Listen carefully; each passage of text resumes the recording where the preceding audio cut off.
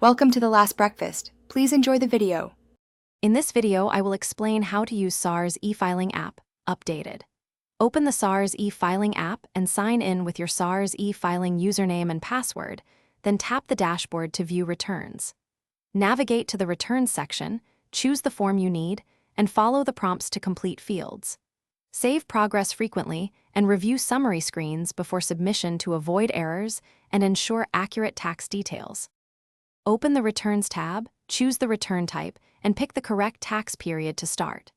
Enter values from your income slips, claims, and deductions carefully, and tap Validate to check for omissions.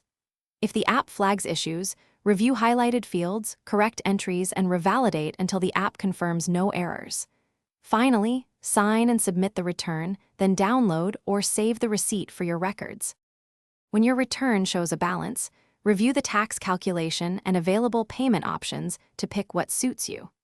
Use instant card or bank transfer methods for immediate confirmation, or set up a scheduled debit order when available to spread payments.